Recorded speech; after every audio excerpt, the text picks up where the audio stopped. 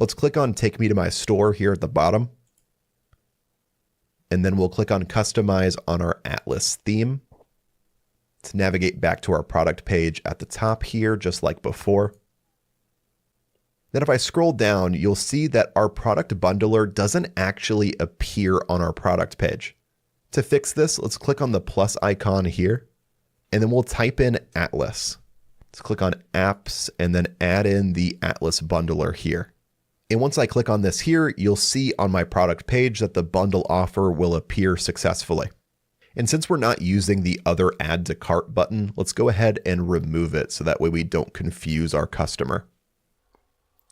Once you're done configuring your bundle offer on your product page, let's make sure we save in the top right. And then we'll exit out of our theme editor here on the left-hand side. So rather than selling a single product, what if you want to sell multiple products on the same store? I'll show you how to do this surprisingly easily. First, let's navigate back to the Atlas app here on the left-hand side. And then let's click on Product Pages. Here we can generate a product page for an existing Atlas theme. Here you'll see the theme that we generated earlier on in the video.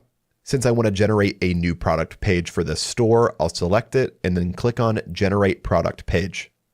And now, just like we did at the beginning of the video, we can choose our product source, paste in a link, and generate a new product page. This makes it super easy to sell multiple products within a single store.